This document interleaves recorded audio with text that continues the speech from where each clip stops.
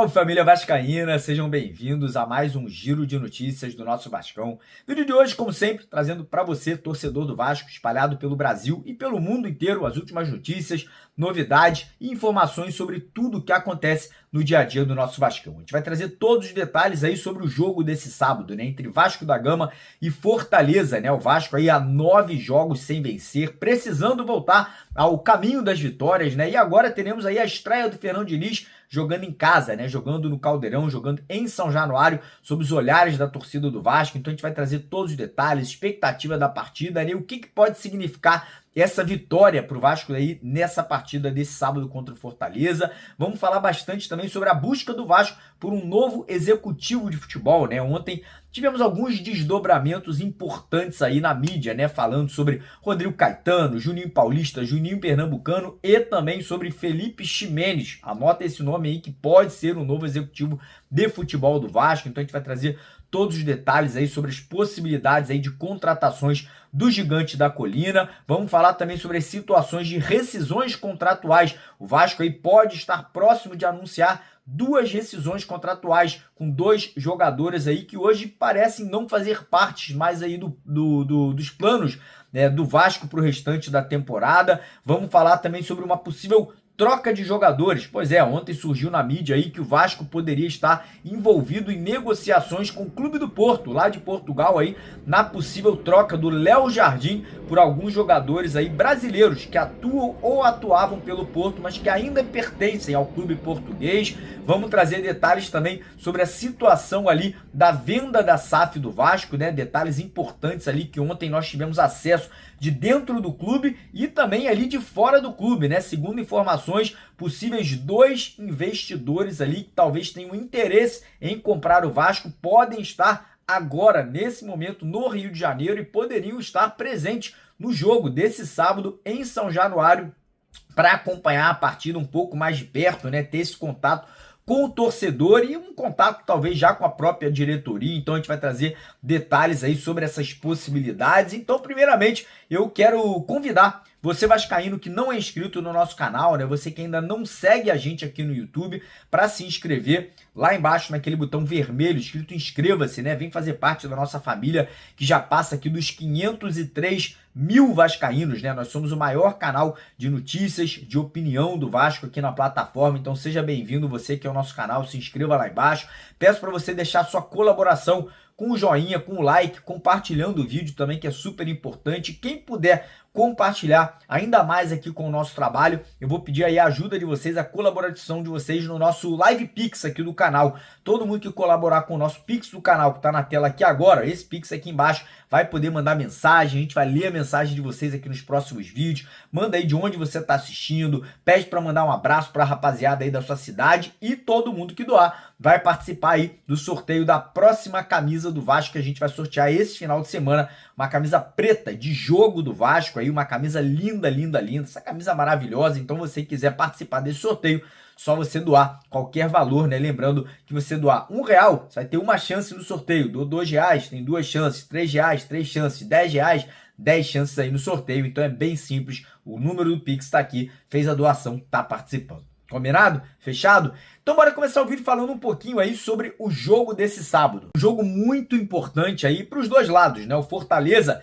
que obviamente está disputando Libertadores, Copa do Brasil e Campeonato Brasileiro e que não vence uma partida fora de casa desde fevereiro desse ano. Ou seja, estamos aí já no final de mês de maio, caminhando para o mês de maio, e o Fortaleza segue não conseguindo vencer como visitante, né? Então vê essa oportunidade de vir para o Rio, pegar um Vasco machucado, um Vasco doído, né? Um Vasco que vem recebendo muitas críticas aí de todos os lados, como uma boa chance de sair com uma vitória. E do lado do Vasco, é óbvio que o torcedor tá acreditando, né? Tá confiando, porque o Fernando Diniz chegou. Então acho que essa chegada do treinador, mudança um pouco de ares aí dentro do clube, faz com que nossa renovação, né, de motivação aumente, né? O Vasco vem de uma sequência de 9 partidas sem vitórias, né, nas 3 competições que a gente disputa, né? E agora é acreditar que o Fernando Diniz aí em 2 dias de trabalho agora, nos últimos 2 dias, vai conseguir mudar um pouco mais, né, a cara dessa equipe, né, mudar um pouco mais principalmente a atitude desse elenco do Vasco, né, que vem sendo uma atitude muito fraca, né, uma atitude muito frouxa, como eu gosto de dizer,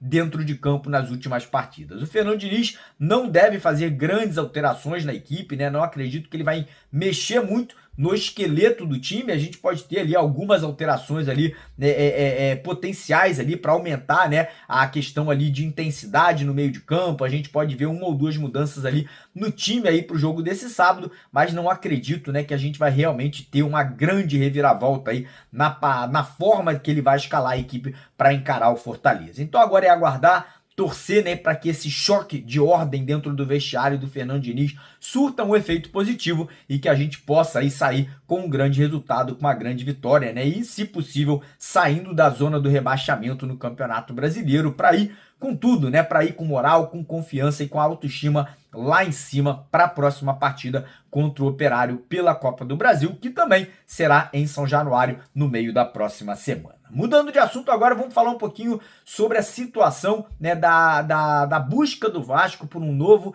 executivo de futebol. Como vocês sabem, após a saída do Marcelo Santana, ficou ali vaga, né, a posição de diretor executivo de futebol do Vasco, né? Alguns nomes apareceram, nomes de peso e nomes também de pequeno impacto. Então a gente vai trazer para vocês agora todos os detalhes aí dos 4 nomes que surgiram aí como opções aí para substituir o Marcelo Santana como diretor executivo de futebol do Vasco. Começando com o nome do Rodrigo Caetano, né? Surgiu ali como a primeira opção do Vasco. Eu deixei claro, cara, a não ser que acontecesse alguma reviravolta na CBF, eu achava muito improvável que o Rodrigo Caetano deixasse o cargo que hoje ele obtém dentro da seleção brasileira. Porém, ontem tivemos ali a desinstituição, né, do presidente da CBF, o Edinaldo Rodrigues, né, no cargo de presidente da instituição máxima do futebol brasileiro, né, que é a Confederação Brasileira de Futebol, a CBF, né. Ele foi ali, né, impugnado do cargo por uma liminar aqui no Rio de Janeiro, né, da Justiça Carioca, porém ele já está brigando lá em Brasília, no STF, para ser reintegrado ao cargo. Caso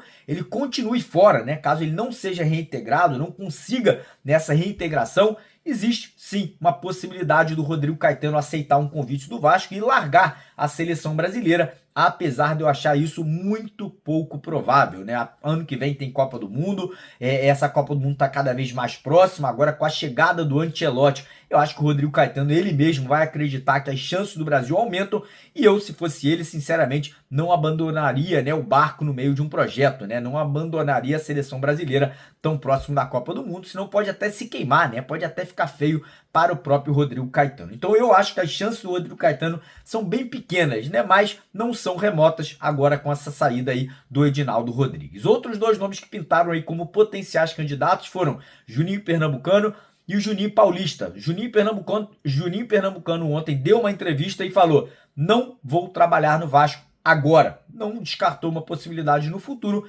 mas falou que agora a chance é 0 dele ser funcionário da Vasco da Gama SAF aí, né, sob o comando do Pedrinho e do Felipe, né, controlando o futebol do Vasco. O Juninho Paulista não se pronunciou até agora sobre a possibilidade, né, um bom nome, é um nome interessante, nesse momento aí tá trabalhando no Ituano, né, ele que é sócio, acho que se eu não me engano, do Ituano, e nesse momento, após a passagem dele pela seleção brasileira, ele retornou ao clube do interior paulista. E o quarto nome que ganha muita força nos corredores de São Januário, e ontem foi confirmado, né, uma notícia vinda de Santa Catarina, né, de onde ele vem trabalhando no momento, que é o clube do Joinville, é o nome do Felipe Ximenes, né? Quem não conhece o Felipe Ximenes, né, um velho lobo do futebol, já está no mundo do futebol há muitos anos. Aqui no Rio de Janeiro, por exemplo, ele já trabalhou no Fluminense, no Vasco e no Flamengo. Já trabalhou em 3 dos 4 grandes, né? Não como diretor executivo, mas no meio ali, né, de diretor técnico ou algum cargo ali dentro do futebol. E nesse momento ele trabalha lá no Joinville, né? Nada contra o Joinville, mas eu acho, cara, que o Vasco deveria buscar um profissional com mais gabarito. Hoje, um profissional que está num clube maior do futebol brasileiro. Mas apenas a minha opinião em relação ao Felipe Ximenes, né? Não sei, sinceramente, se seria o nome certo para assumir um cargo dentro da Vasco da Gama SAF. O que nos resta agora é aguardar e torcer para que a diretoria aí, o Pedrinho, haja com agilidade, né? Porque a janela de transferências ela se aproxima a cada dia que passa, né? O Vasco vai ser muito necessário que utilize esse profissional de diretor executivo com muita maestria aí nessa próxima janela, peço perdão, nessa próxima janela, para que a gente possa, né, tirar o máximo proveito desse profissional e trazer as melhores contratações possíveis. E falando em mercado da bola, ontem tivemos a informação trazida pelo nosso colega Vene Casagrande, que o Vasco está muito próximo de rescindir, né, de quebrar o contrato de forma amigável com o Souza. Pois é, o Souza, né, que voltou ao Vasco aí junto com o Coutinho no ano passado, praticamente não jogou, quando teve oportunidade foi expulso, não está sendo utilizado e parece que o clube, juntamente com o jogador aí, vão entrar num acordo e devem romper esse contrato, né? Parece que o próprio jogador entendeu que não vai ter chance, que não vai ser utilizado agora com o Fernando Diniz e deve ser dispensado, né? Deve finalmente entrar nesse acordo verbal com o Vasco aí para quebrar esse contrato. Outro jogador que pode estar deixando o Vasco, esse não num acordo amigável, é o zagueiro Manuel Capasso. Pois é, ontem surgiu essa notícia, né? E aí no decorrer da noite a gente teve uma informação interna que o Capasso aí não aceita uma rescisão amigável e que o Vasco também não quer uma rescisão amigável, né? Parece que ambas as partes ali entendem que essa rescisão aí não será de uma forma ali amigável, até porque o Capasso e a diretoria da SAF Vasco hoje não falam a mesma língua, né? As duas não estão batendo de frente. Então parece que caso haja uma rescisão, essa rescisão seja ali com valores envolvidos, né? O Vasco parece que quer um ressarcimento financeiro, né?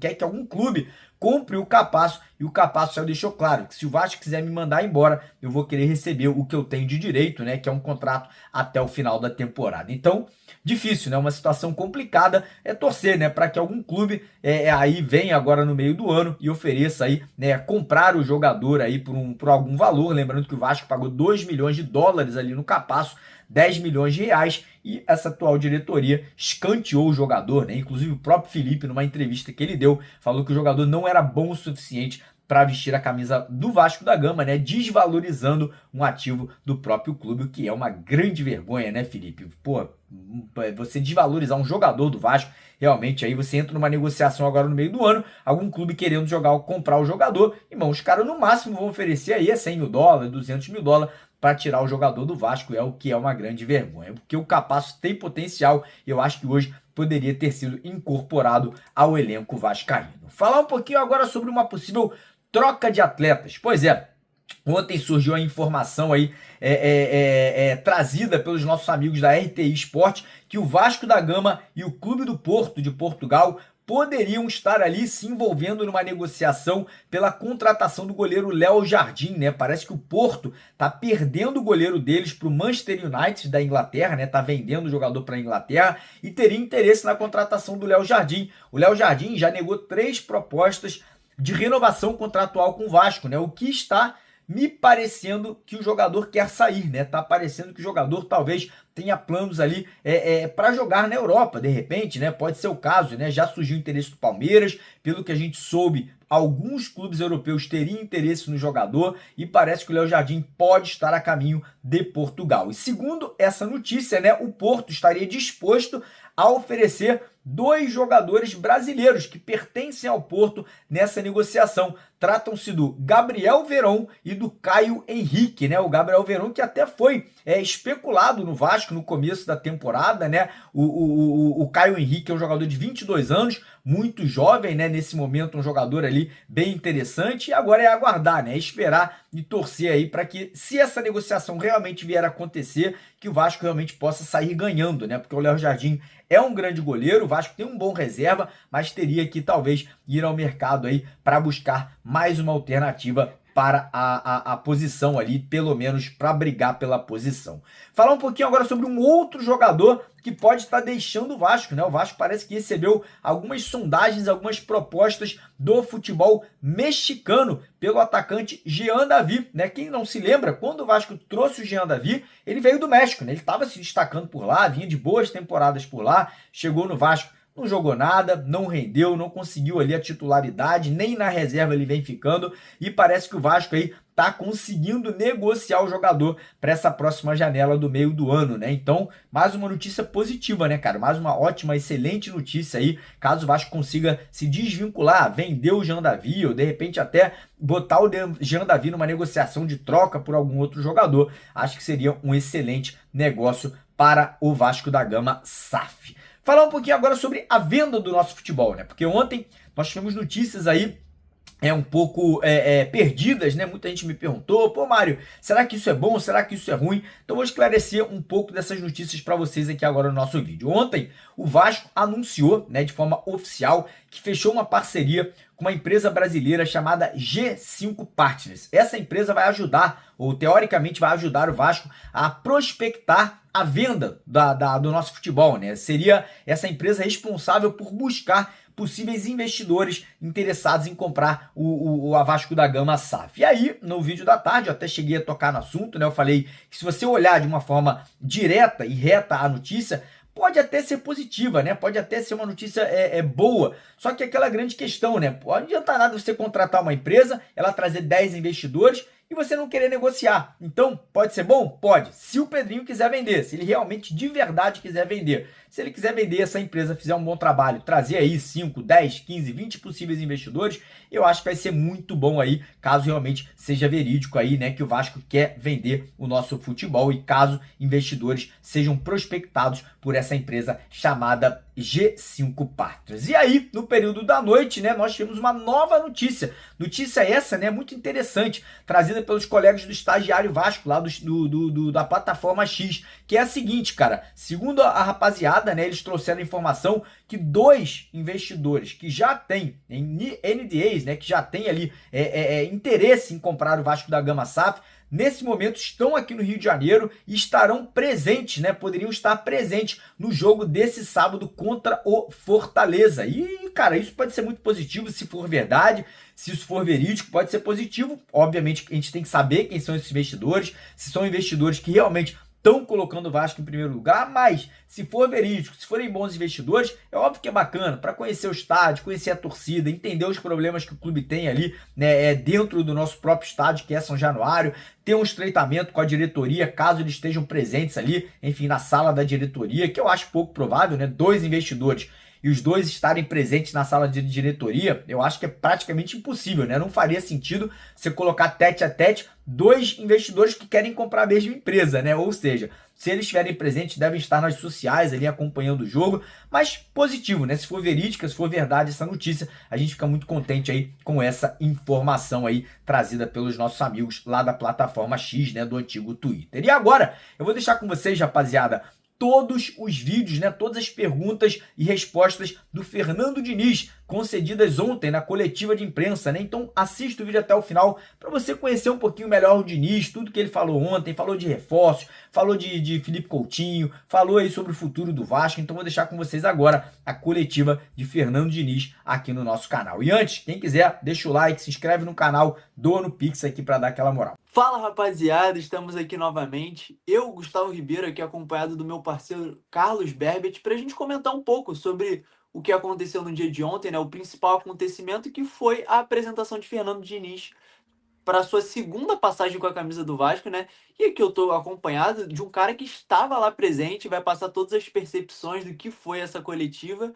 Me diz aí, Berbet, dá um panorama geral aí para a gente iniciar nosso papo. O que você achou dessa coletiva do Diniz? Primeiramente, bom dia, boa tarde, boa noite, dependendo do horário que a galera esteja nos acompanhando. Cara, então, eu achei muito boa, sabe? Muito explicativa, né? Ele tem muita paciência para explicar e ele vai na raiz da parada, né? Ele não se limita a dar, assim, nem sempre, né? Respostas protocolares, assim. O Diniz é um cara muito inteligente, enfim. É uma parada que eu conversei com você em off antes da gente começar a gravar e foi algo que é simples, mas me surpreendeu, né?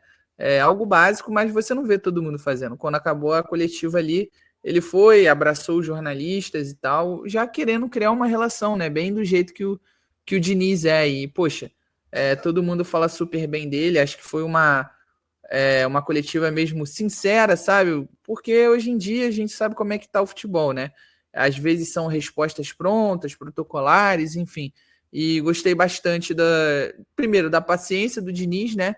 E da boa vontade dele de tentar esclarecer e buscar desenvolver, né, as respostas dele. Perfeito, Berbet. A gente vai trocar essa ideia de como foi a apresentação, né? Eu vou trazer esses questionamentos para você que estava lá presente, né? E o primeiro vai muito sobre essa questão da sua presença, né? Porque Sim. fazia muito tempo que os jornalistas não estavam lá no CT, né? Porque normalmente as coletivas estavam sendo em São Januário, né? O CT Sim. que a gente sabe que está em obras, o Vasco tem o planejamento, o Pedrinho ressalta muito isso, a importância do Vasco modernizar o seu CT para buscar grandes jogadores, grandes contratações. Já falou muito da importância dessa estrutura para poder o clube crescer como um todo. Queria saber, Berbit, eu vi nas suas redes sociais você muito feliz de estar de volta ao CT, né? Foi a segunda vez que você foi ao CT durante toda a sua carreira. Queria que você passasse a sua percepção, o que você notou de diferença no CT? De fato, o CT está em obra? Você notou uma melhoria? Cara, então, a princípio ali do local onde nós temos acesso, é a mesma coisa, sabe? Porque a gente tá um pouco, assim, podemos dizer assim, limitada, né? A gente entra, vai ali pro cantinho, onde é, no caso, a área ali a sala de imprensa, podemos dizer assim. E aí, cara, ali não exatamente, mas no visual dá para você perceber. Eles estão cavando ali, tem meio que obra, a galera meio pegando no pesado mesmo. E do lado do portão, quando abre o CT também, tem uma pessoa trabalhando ali, pô. Desde o momento que a gente chegou até o momento que a gente saiu, tava ali com uma espécie de furadeira, sabe?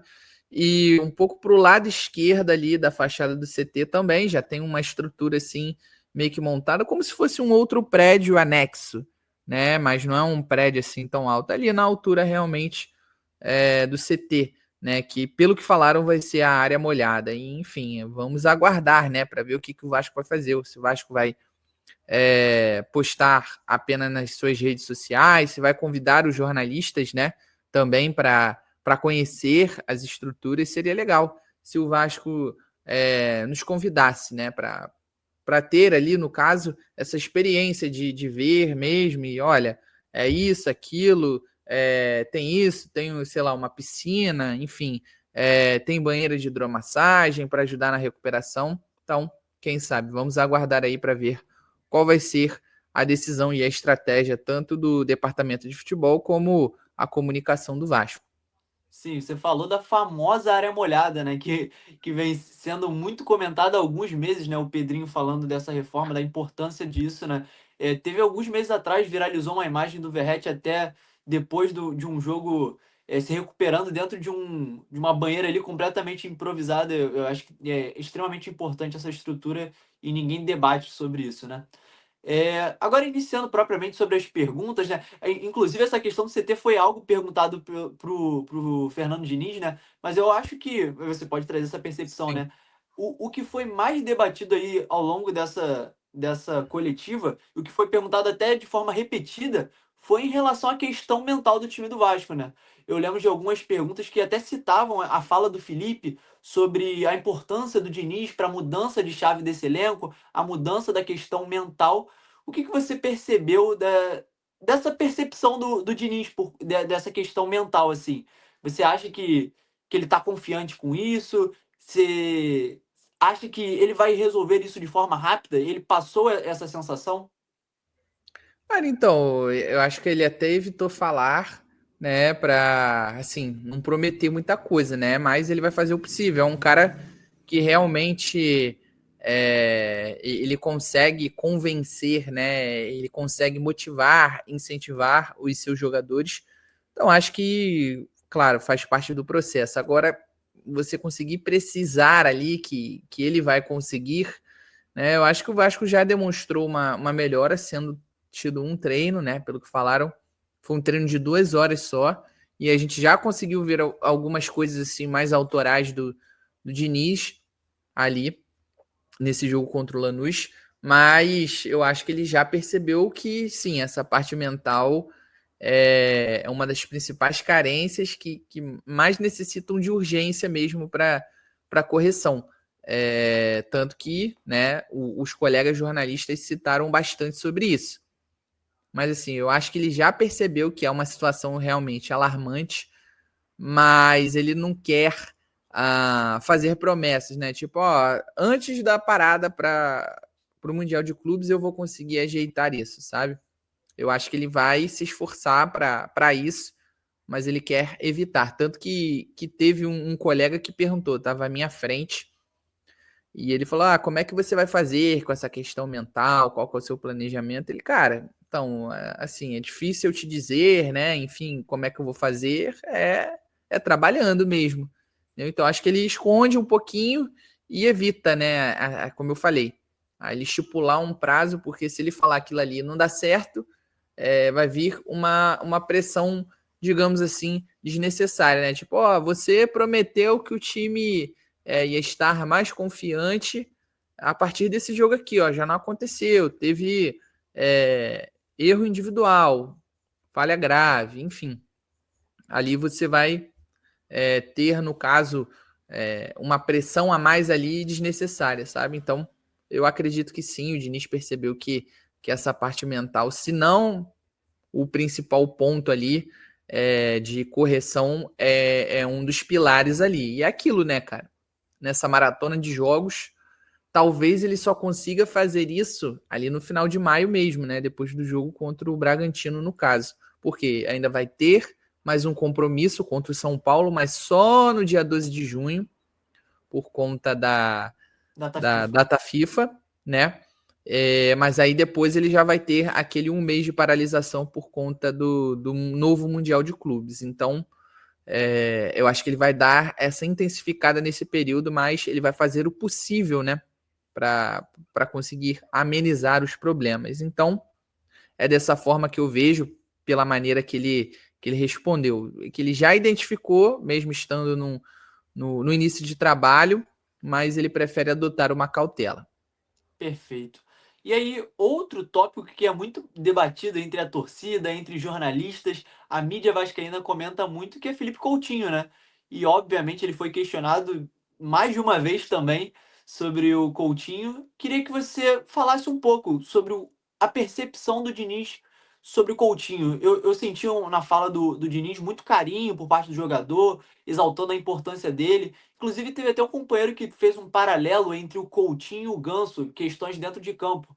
Eu confesso que eu, pessoalmente, enxergo de maneira diferente. Eu acho jogadores completamente diferentes, assim, até porque isso foi algo curioso, né?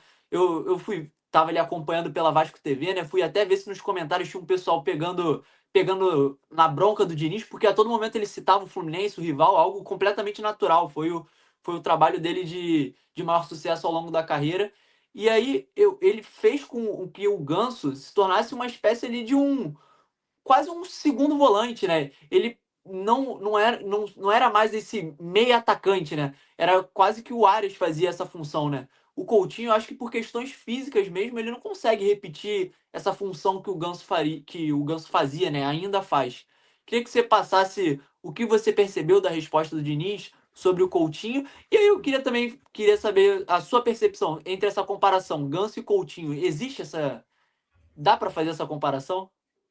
Olha, Gustavo, pela forma que ele falou, ele sabe da qualidade técnica que o Coutinho tem, né? Mas infelizmente a questão física deu uma melhorada essa temporada, mas mesmo assim ele não consegue ser tão frequente assim.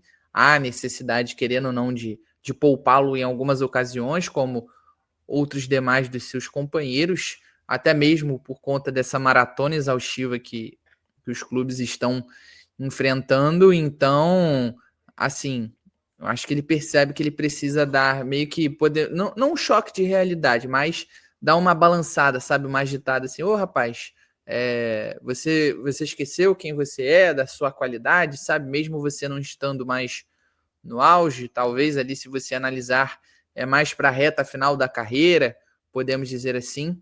Mas a questão técnica e até de função, acho que realmente o Ganso com Coutinho não se encaixa tanto. Mas eu acho que o contexto, o cenário, pode se encaixar sim, exatamente porque quando o Diniz chegou ao Fluminense, né, havia uma contestação. Poxa, aquele Ganso do Santos não existe mais, aquele Ganso acabou, e o Diniz ele conseguiu reinventar o Ganso, né, fazer ele voltar a render em um bom, né, em um bom nível ali, em um bom realmente padrão. Então, eu acho que é mais nesse sentido que a galera tem esperança, e eu, pelo menos, tenho esperança, né? Eu até cheguei a comentar em uma gravação que nós fizemos aqui, eu falei, olha, o Coutinho pode ser o Ganso do Fernando Diniz, no caso, o Coutinho ele pode ser o que foi o Ganso para o Fernando Diniz no Fluminense. Então, tá aí, ó, até os amigos também já chegaram a citar essa questão. Mas ser o Ganso do Fernando Diniz, não em questão de função em campo e tal, mas sim pelo cenário de recuperar, primeiro de tudo, a confiança e um processo de retomada do nível técnico. Sim, perfeito. Não concordo, assim. Eu acho que na questão de recuperação faz sentido a comparação. A minha discordância é na questão dentro de campo mesmo. Eu acho que são jogadores completamente diferentes. E agora, para a reta final do nosso bate-papo aqui, finalizar com a última pergunta da coletiva que foi feita pelo senhor, né? A última pergunta da coletiva que foi sobre o que o Fernando Diniz irá priorizar para o restante da temporada, né? Porque o Vasco ainda está em 3 competições, Campeonato Brasileiro, Copa do Brasil e Sul-Americano. Você ainda deu essa contextualização, né? De situações delicadas nas Copas, o brasileiro já em zona de rebaixamento. E aí, o que o Diniz falou a respeito disso, Berbit? Vamos combinar que ele foi protocolar, né? Sim. Ele foi muito protocolar, dizendo que não tem prioridade no momento. Como a gente falou, o Diniz ele focou na Sul-Americana. Eu não acho errado, sabe? Até O porque eu Diniz acho não, que o Carille, né? o Carille, isso, perdão. No caso, o Vasco em si, de forma geral. Eu tô dizendo, a resposta do Diniz foi protocolar, mas eu não acho errado, no caso, o Vasco no geral, né, ter priorizado a Sul-Americana. Por quê? Eu acho que, de forma geral, os clubes brasileiros eles menosprezam muito a Sul-Americana, sabe? E para algumas situações, para algumas equipes, pelo seu elenco, é um, é um torneio acessível, sabe? Talvez seja a oportunidade mais curta de você conseguir uma vaga na edição seguinte da Libertadores. Então, acho que ela é bem desvalorizada. O próprio Corinthians já demonstrou isso, né? Acho que foi em 2023, se eu não me engano, que eles foram jogando com a maior parte do elenco reserva e depois, quando eles perceberam, opa, uma possibilidade de título, passaram a usar os titulares, só que acabaram enfrentando um Fortaleza que estava embalado e foram eliminados, se eu não me engano, nas semifinais, se não me falha a memória.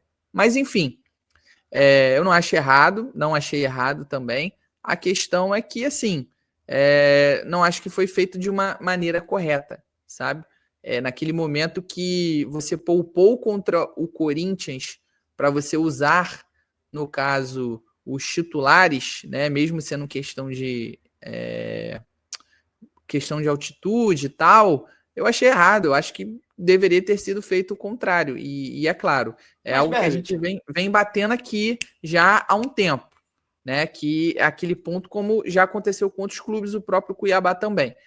Você tem que tomar cuidado com o que você vai priorizar, como que vai ser feito o seu planejamento, porque o Cuiabá ele só foi perceber aonde ele estava, na besteira onde ele estava enfiado, quando já, assim, já estava uma situação quase que improvável, muito difícil de você conseguir reverter. Mas, enfim, complementa aí. não, eu só ia contra-argumentar em relação, não é Aham. defendendo o nosso antigo Não, treinador Carille, porque sempre que não. ele era questionado sobre isso, ele também dava essa resposta protocolar. Eu Sim, não sinto que ocorreu isso de priorizar as Copas em sim, relação ao brasileiro. Eu acho que sim. foi mais questão ocasional ali, porque começou a maratona de jogos e eu acho que isso a gente Uhum. só vai saber tendo uma resposta do próprio Carille ou de alguém que ainda tá, que está no Vasco, né? que eu acho que foi um momento onde o departamento médico alertou sobre a importância, e a gente sabe que isso acontece hoje em dia, e aí ele optou por poupar tudo de uma vez assim. Acho que foi um movimento errado de escolher todos de uma vez ali no jogo do Brasileiro? Sim, Acho que sim. Mas acho que não teve essa. Isso aí é um achismo da minha parte, né? Não é uma informação. sim. Eu acho que não teve esse consentimento dentro ali do Vasco, essa decisão ali de vamos priorizar as Copas em relação ao Brasileiro. Eu acho que em todo momento o Vasco foi tentando dar seu jeito ali. Vamos ver o que vai dar, vamos ver o próximo jogo. Isso era muito uma resposta do Carille, né? O próximo jogo. E o Diniz vai nessa mesma linha, né? Porque ele responde. A resposta à sua pergunta é isso. A prioridade será o próximo jogo, né? Sim, sim, eu acho que é isso do que você falou também. Eu acho que foi feito de forma errada exatamente por isso. Porque foram vários de uma vez, né? O argumento utilizado é que, por exemplo, a gente não tá lá no dia a dia, para saber que é a questão que a maioria desses jogadores eles estavam demonstrando uma alta probabilidade, podemos dizer assim, de lesão, né? Exatamente por conta dessa maratona exaustiva, o desgaste de jogos seguidos em um curto intervalo de tempo, não tendo a possibilidade ali de ter um tempo hábil para descansar, né? Fazer esse processo de recuperação. Mas foi exatamente esse exemplo que você utilizou, de você escolher poupar vários de uma vez e meio que você como é que eu posso dizer? Você tira a cara do time, né? Porque são muitos jogadores que não estão acostumados a jogar juntos. Não, você desfigura, né? Essa que é a palavra que eu queria utilizar. Então, o entrosamento ali, em alguns casos, em algumas zonas da equipe, não era o ideal, né? Na minha opinião. Então, assim, esse foi o ponto. A forma como foi feito, sabe? O problema não é você priorizar. Ainda mais quando você tem um elenco que não é totalmente qualificado. Se a gente botar aqui na ponta do lápis, no Brasil, são poucos esses times que têm esse privilégio, podemos dizer assim. Mas especificamente sobre o Diniz, eu acho que ele tem uma prioridade sim. Eu acho que é o brasileiro, principalmente por estar na zona de rebaixamento, mas obviamente ele não vai falar, né? Ele vai dar Sim, aquela concordo. resposta protocolar. E aí até queria saber de você, se você acha que também vai ser o Campeonato Brasileiro. No caso, mudou o foco, né? E aqui, de novo, pela forma que eu perguntei, as movimentações que foram feitas é que deu a entender que o Vasco priorizou a Sul-Americana, tá? Pode ser que não, mas a movimentação, as decisões deram essa impressão. Sim, concordo com você sobre as duas opiniões. Acho que a impressão que passou foi a de priorizar a Sul-Americana, mas acho que isso não foi debatido internamente. Eu acho que o Vasco tinha a percepção que seria capaz de jogar em três frentes de igualdade. E também acho que o Diniz vai focar mais no Campeonato Brasileiro, porque querendo ou não, independente de você ganhar uma Copa do Brasil ou uma Sul-Americana, se você termina o ano sendo rebaixado, é desastre pro ano. Não tem nenhum rombo financeiro pior do que um rebaixamento. Então, Sim. com certeza o foco do Vasco será no Campeonato Brasileiro para a gente se livrar o mais rápido possível dessa zona desconfortável, né? Que o torcedor vascaíno, infelizmente, tem se habituado nos últimos anos a ficar ali próximo. Mas eu quero saber a sua percepção, torcedor. O que você achou da coletiva do Diniz? Provavelmente você assistiu aí trechos, ou ao vivo pela Vasco TV. Eu quero ouvir a opinião de vocês aqui. Deixa aqui nos comentários também o que você achou da pergunta do Berbet. Achei uma pergunta interessante. Vocês acham que o Diniz deu aquela ensaboada, aquela resposta protocolar? Também deixa aqui nos comentários. Se você gostou do nosso vídeo, não esquece de deixar o like e se inscrever nos canais. Até a próxima. Valeu. Priorizar o Fortaleza e depois o Operário e assim por diante. Se em algum momento a gente achar que tem que priorizar alguma competição, a gente vai priorizar. Mas o momento agora não é de priorizar nada, é priorizar o jogo seguinte. Obrigado. De maneira geral, ele está em avaliação. Acho que tem algum caso ou outro que pode se enquadrar no Capasso, tem uma situação mais definitiva já. Tá? Mas o Bahia, que está terminando o contrato, o time, todo mundo está sendo olhado. Alguns não têm pouco tempo para serem vistos, mas se a gente achar que é importante para o Vasco a inovação, elas vão acontecer. Então, eu estou com 6 já, né?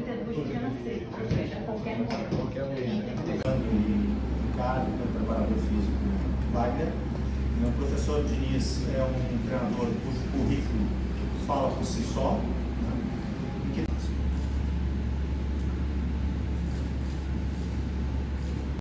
Acho que basicamente, talvez duas coisas, uma meio factual, que os dois times estão hoje na zona de rebaixamento, estão performando mal. E acho que a segunda coisa, acho que os dois times com bons elencos, que os jogadores naquele momento estavam jogando abaixo daquilo que eles poderiam render.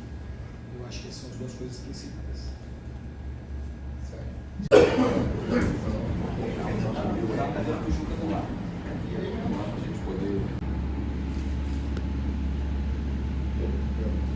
Então, também tudo é perfeito. Boa sorte aí.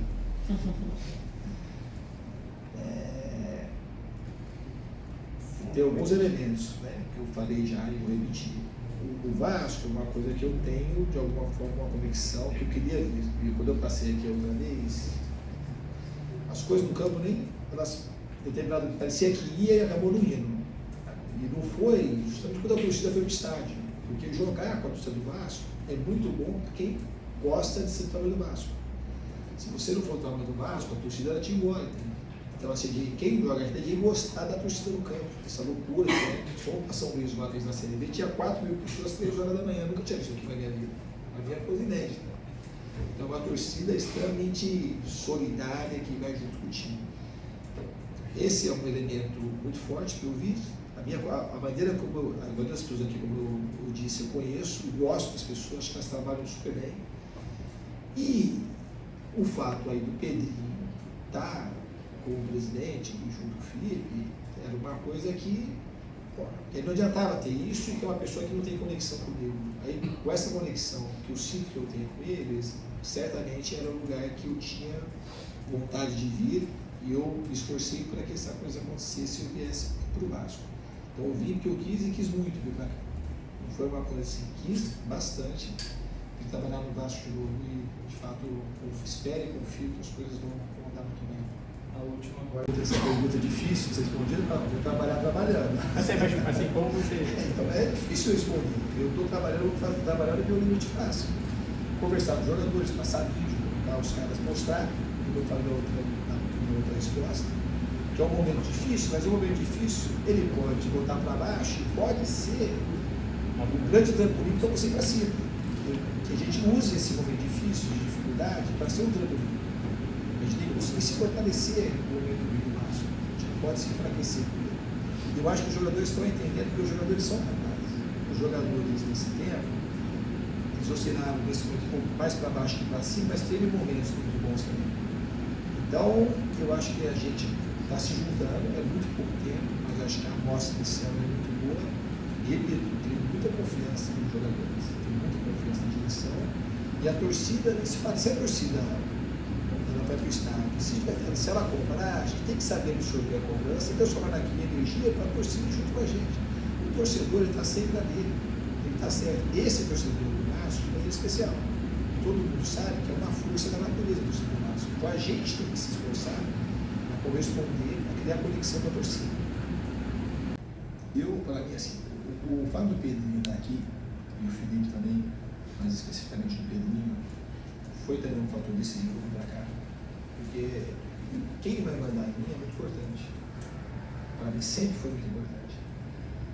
Se a gente pegar pegar dois trabalhos que eu acho que foram muito bons que eu fiz de times com camisas pesadas, o São Paulo e o Fluminense. Eu jamais vou fazer sozinho. Eu não tenho a pretensão e nem gostaria de fazer sozinho. Então essa figura por cima de mim, porque eu tenho uma visão que o futebol não é só o resultado imediato. E aí, se a pessoa acredita no trabalho, eu acredito muito mais no trabalho que vai gerar o resultado final, que a gente fica numa ilusão meio infantil de que os resultados, a gente fica pensando, vamos ganhar, e os caras querem trabalhar para ganhar. Eu acredito muito na capacidade que você tem de trabalhar para poder ter o resultado. Se uma pessoa que vai mandar em mim, uma pessoa que está conectada com o resultado da quarta e domingo só, a chance de dar certo, ela fica muito diminuída. No São Paulo foi um time que eu fui muito bem suportado pelo Raí, pelo Passo, na época pelo Léo. Então, assim, teve momentos de dificuldade. Se fosse perguntar ou fazer uma enquete, pode ter que mandar embora. E aí, não. O cara está vendo todo dia, o cara vê. Então, o cara enxerga a realidade, que a realidade, ela às vezes ultrapassa o resultado. Às vezes não, ela sempre ultrapassa o resultado, a realidade. E aquilo teve uma chance o São Paulo de, no final, ganhar 2 títulos importantes. Que teve uma troca de gestão no final, que acho que se não tivesse, a nossa chance de ganhar, ela seria muito grande. Tá? O Fluminense aconteceu algo parecido. Então tinha uma relação excelente com o Osmar, que excede os limites do futebol, uma relação muito próxima, né? Um grande amigo meu. E a relação também com a parte diretiva, o Fred, o Mário também, ela foi boa. Então, assim, a gente sabia o que estava acontecendo. E aí isso foi decantando para todo o ambiente. Porque para os jogadores eu sempre me viu. Os caras que é meu objeto central de melhoria, do meu trabalho, é o jogador. E aqui eu cito isso. Então, e assim, nos primeiros momentos, eu sempre gostei do Pedrinho, sempre gostei do Felipe. Muito, a gente tem uma sintonia. Mas, assim, eu estando aqui de maneira, sendo bem sincero, bem honesto com vocês. Pedrinho é um tipo de pessoa muito diferente.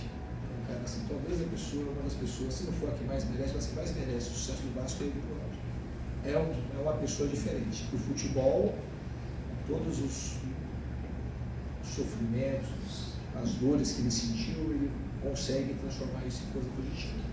Eu acho que o Vasco tem muita sorte de perder como presidente, além de ser um dos grandes ídolos da história do clube, e o Felipe também. É uma pessoa diferente, que tem tudo para fazer.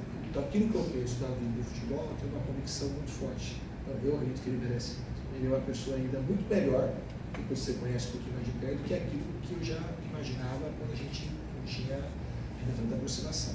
Eu espero de verdade. Pô, vai acontecer? Não sei se vai acontecer. Eu não sei se eu vou estar vivo daqui uma semana. Isso me importa pouco nesse sentido quando eu falo isso.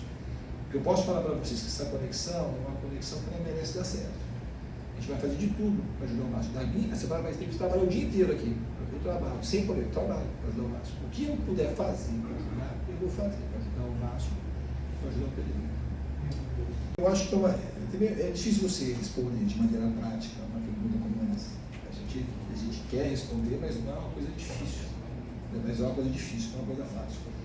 De uma certa forma, num grau menor, o que aconteceu com o Vitória também aconteceu com o Ônibus, você chamou é uma coisa que tem acontecido, mas eu acho que do Vitória por Lanús teve, nesse aspecto também, bastante coisa positiva. Então é um processo, a gente tem que melhorar e aprender rápido com isso. Eu espero que agora, com o Fortaleza, a gente consiga responder muito bem, ou talvez nem responder, que a gente não consiga não tomar o gol.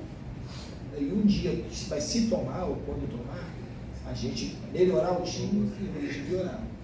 Que é uma capacidade que a gente precisa ter de reagir. Aí eu acho que o time consegue melhorar nesse sentido. Eu coloquei ele que se colocou no titular, inclusive para a história que ele tem comigo. Ele tem 4, 5 anos que ele jogou comigo. Talvez são os jogadores que mais atuam comigo na minha vida. Ele é um excelente jogador. Essa pedra já está em cima há muito tempo. Talvez não esteja tão possibilidade em mim. Eu falo para vocês o seguinte. De alguns momentos assim eu tenho uma iluminação, eu faço as coisas muito fáceis. O que eu faço com os jogadores é basicamente o que eu faço com os meus filhos. Então, aquela minha ação que eu tinha, se fosse meu filho, ele teria feito igual. Eu assim, ó, errado, eu não fui. Então, desculpa. O que eu posso fazer é seguir meu filho. Porque assim, eu sou um cara amoroso, sou rigoroso e muito amoroso. Então, eu consigo ajudar. O John Kennedy do Fluminense, por exemplo, ou o Brenner do São Paulo, tantos outros, você vê, o Bruno Guimarães. Se vocês tiverem uma boa vontade, vocês vão ver assim, mas todos eles, em algum momento, teve algum momento naquele objetivo.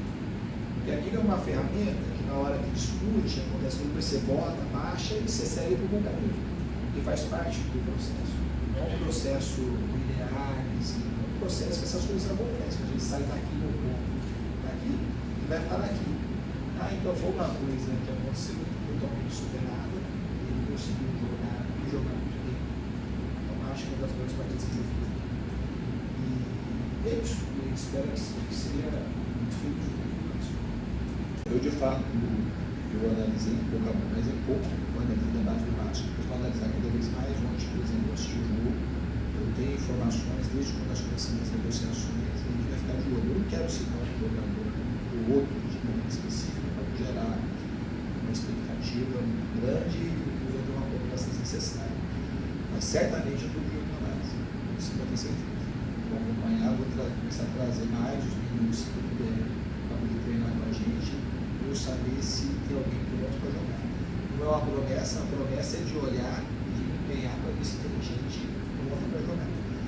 Porque assim, a gente tem essa ânsia de botar jogo na base, mas às vezes se botar no momento todo mundo sabe. A gente não vai contratar um jogador, como de Palmeiras, e psicologia. Não vai, porque é mais fácil você acertar na contratação, mesmo assim você pode errar. Então assim, tem que ter bastante cuidado, muito criterioso, para aumentar a nossa chance de acertar e de contratar alguém. Para mim é muito fácil responder essa pergunta, sabe? Então uma fala que eu sei que gerou um pouco de polêmica, repulsiva, Vasco, mas eu, para mim, eu estou aqui, eu só penso em ganhar com o Vasco. Eu não vou colocar aqui uma tira com o Vasco. Tá? Para mim, o Vasco, a gente vai botar o Vasco lá, o mínimo que a gente tem que fazer é pensar que o Vasco pode ser campeão de qualquer campeonato. É o mínimo. E isso para mim não é discurso. Nunca foi na minha vida. Por isso que eu estou aqui. Se vai acontecer, se não vai acontecer, a gente não sabe. Mas foi assim que as coisas aconteceram no Fluminense. Quando eu estreiei no Fluminense, eu estava exatamente na posição do Vasco. Eu estreiei lá no Palmeiras, eu tinha no Palmeiras no rebaixamento. E não é discurso, é prática. Eu trabalhei num time chamado Audax, que jogou durante 2 meses para o futebol do Brasil e passou no meu país. Isso é uma coisa assim, eu acredito muito no elenco, acredito muito no trabalho. Se vai acontecer, se não vai acontecer, a gente não sabe. Mas de mim, enquanto eu estiver aqui, eu acredito que o Vasco projetando todos os campeonatos para eles vão fazer muito mais do que achar onde está o elenco. Da minha maneira, eu diria que é capaz. Às vezes as pessoas, depois que acontece, as pessoas começam a valorizar tudo, valorizar jogadores, depois tem as conquistas. A gente precisa trabalhar e conquistar. É isso que eu penso. Eu acredito que o trabalho, assim, a gente tem que atacar todas as frentes. No jogo, durante o estrago, o segundo tempo foi determinante. Hoje eu falei isso com os jogadores, passando o vídeo. Eles refletirem e pensar o que aconteceu no segundo tempo.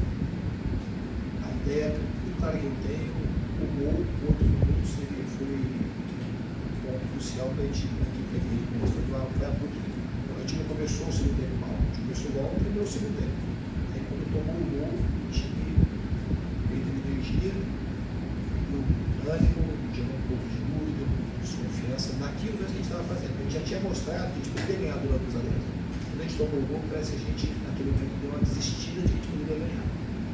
Então, para mim, esse aspecto para mim foi muito para frente na questão física e na questão tática. Ao mesmo tempo, que tem de positivo? Porque jogar o primeiro tempo, o primeiro gol lá, também não era fácil, porque o momento é muito adverso. Então, os sinais positivos do time, eles foram, equivocadamente, maiores e mais positivos do que os fatores negativos. Acredito que a gente partiu do que aconteceu no primeiro tempo, melhorar a equipe, e obviamente, e preparando, porque aconteceu, o que a gente tem que fazer no que aconteceu? Aprender.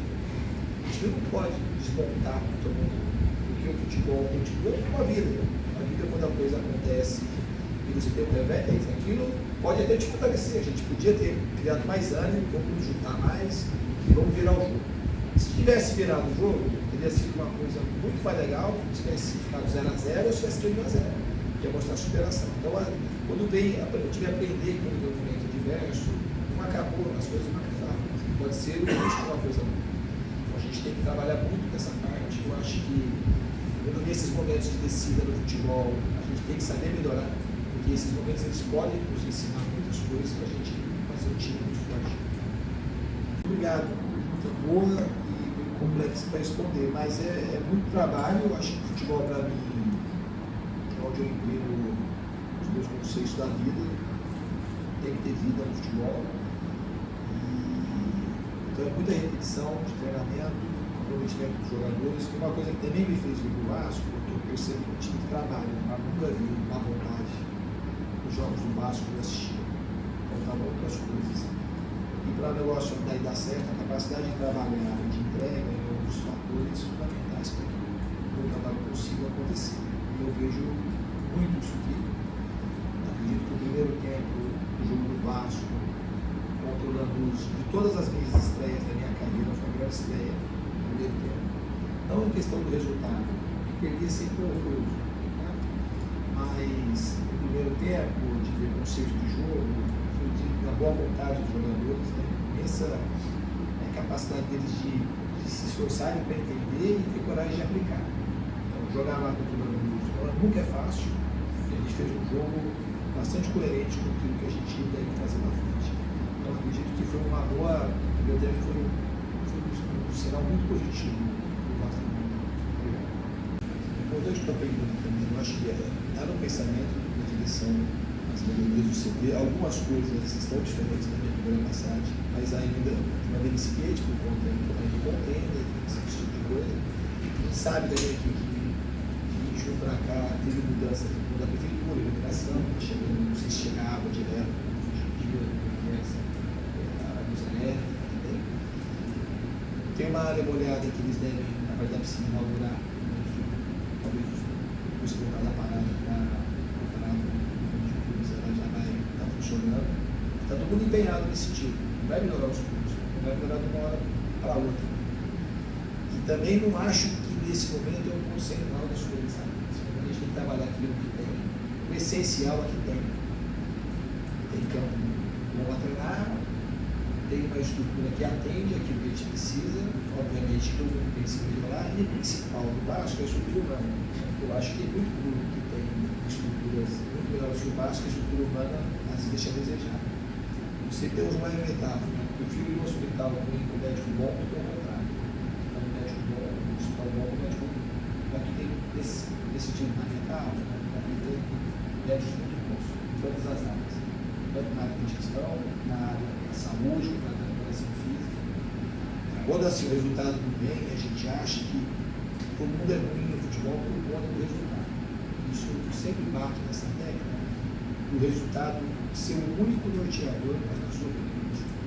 Eu sei do pessoal que tem médicos aqui que é um nível máximo de medicina, de cara que confia no meu joelho para ser operado, o meu coração para ser analisado. Mas quando o momento é ruim, a gente começa a achar que tem muita lugar. E aqui a gente tem mais dedicados que defeitos no máximo. Certamente isso. Pergunta muito boa que você faz, porque eu, assim, diferente da maioria das pessoas, eu não sou um cara que foco só na construção do resultado. O resultado ele é muito, às vezes, a coisa mais importante que tem para o momento. Mas não é a única coisa importante. Nesses momentos, quando os resultados não aparecem, só tem uma coisa que eu fiz na minha vida que é melhorar. Então, quando não acontece, você pode perder o jogo, você pode perder o campeonato, mas você não pode perder as coisas essenciais da sua vida. Capacidade de desistir, de melhorar, de você ficar mais forte, ficar mais inteligente. Porque quando as coisas. Nossa, se você falar para mim, como é que você está agora? Hoje, seguramente eu sou um treinador muito melhor que o treinador fica com a Libertadores. Isso quer dizer que o Vasco vai ganhar tudo? Não quer dizer que o Vasco ganhar tudo, mas que eu sou uma pessoa melhor, um treinador melhor, isso equivocadamente. Inexoravelmente é assim que acontece. Eu não desisto das coisas. É impossível. O futebol é muito mais do que o papel final para mim, que é o discutido, do que é permitido, que as coisas vai chegar. É uma coisa maior. Para mim, já falei isso algumas outras vezes, ser campeão, ganhar de verdade, é uma coisa seria todo dia. Não é que você levanta uma taça. Eu tive vários treinadores, jogadores jogaram comigo e ganharam. Não tinha veia de campeão, não tinha espírito de campeão, não era uma pessoa campeão, não era um exemplo. Se pegasse meu filho, eu falei assim, ó, põe esse cara aqui que é um exemplo de gente de campeão. Então, para a gente ser exemplo de gente, as coisas que interessam mesmo, você precisa necessariamente ganhar a taça. Elas vão te acompanhar de uma maneira meio natural, vai ser o efeito, não a causa. E a gente tem controle sobre a causa, só que a gente se perde muito nos efeitos. Então, quando perde, a gente fica assim, com uma vontade muito grande de achar novos culpados para tentar resolver o problema que nunca é resolvido dessa forma. Quando os problemas aparecem, a gente tem uma tendência muito grande de empurrar o problema, de está empurrando para algum lugar. Ninguém está indo o problema para resolver. Para fazer as coisas no futebol brasileiro, e aqui no Vasco, de maneira especial, é uma coisa bastante difícil. Então precisa de muito trabalho, precisa de muita gente, ninguém vai fazer nada sozinho. Eu estou muito feliz de vir para cá. Acho que eu estou mais preparado do que eu estava, por exemplo, no Chico Fluminense, muito bem preparado. Então acho que eu posso colaborar e quero colaborar, e por isso meu maior predicado nesse momento seja a minha vontade de ajudar esse cara que eu consigo. O jogo aconteceu muito mais até do que eu esperava que fosse assim. Os jogadores, eles, pelo que eu sei também, os jogadores também gostaram muito da cara. tinha uma conexão desde antes da minha chegada. Então a gente tem um bom caminho para evoluir. Estou de fato bastante confiante, muito feliz de estar aqui. Eu sei do tamanho do desafio, eu sei a posição que a gente tem na tabela, eu sei das dificuldades das Copas, mas eu acredito no trabalho que a gente vai fazer coletivamente, o trabalho de muitas mãos. Não é só a comissão técnica e jogador. Eu acho que eu disse, essa conexão com o torcedor que a gente tem que exigir tudo para estabelecer o quanto antes, para a gente seguir melhor. Olá, Diniz. Não é uma coisa totalmente consciente, mas também bem conscientemente. Eu quis muito vir no Vasco. E todo mundo sabe, e de alguma maneira as coisas aqui vazam muito bem. E vazou, a maioria das coisas que vazaram de maneira coerente e certa. Que eu quis muito vir para cá. Eu acho que eu tenho muito a acrescentar aos jogadores, porque eu tenho vontade, todo mundo sabe que isso vai ser a base fundante do meu trabalho. A relação que eu estabeleço com os jogadores, como eu consigo melhorar pela vontade que eu tenho de melhorar o jogador. Enquanto a torcida é o maior membro do Vasco. A torcida, além de ser uma torcida diferente, em muitos aspectos, é uma torcida que é muito diferente. É uma torcida que vem melhorar, na realidade. E a gente precisa fazer que o time corresponda ao anseio da torcida e para criar uma simbiose, uma conexão, que aí fica muito legal. Então, uma das minhas funções aqui é tentar fazer com que isso aconteça. Que o time consiga se conectar com a torcida. Que se houver essa conexão, a gente vai ter uma vida muito feliz aqui. A torcida é muito diferente. E eu sei disso, que eu vim aqui tem 2 meses. Todo mundo sabe, se eu estar aqui no CT, a sensação dos meus 2 meses aqui na Série B, mesmo sendo na Série B, quando eu vim para cá, você viu a Série B, eu nunca vi para a Série B, primeiramente, eu vim para o Vasco. Esse time gigante, um negócio diferente. Eu lembro quando eu jogava aqui contra, talvez no maior momento da história do Vasco, década de 90, início dos anos 2000, jogar em São Januário era a coisa mais linda, mesmo jogando contra.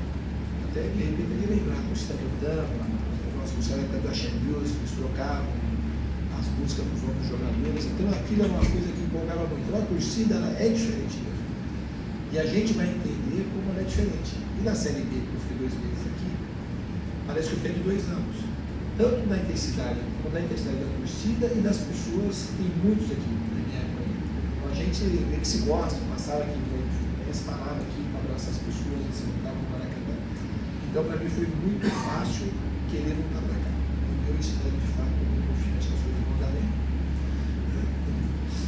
Boa tarde a todos. É um prazer muito grande para mim estar aqui. Volta ao Vasco, volta com vocês também, que aqui sempre foi muito bom comigo. Sempre estive aqui no Rio de Janeiro, você foi ótimo. Em relação especificamente à tua pergunta, se eu não achasse que é possível, eu não teria vindo. Eu gosto, eu acho que tem bons jogadores, então, por algum motivo, por alguns motivos, rendendo abaixo, podem ver, a gente vai trabalhar incessantemente para que a equipe consiga encontrar um bom caminho, começar a pontuar no brasileiro e também avançar nas Copas.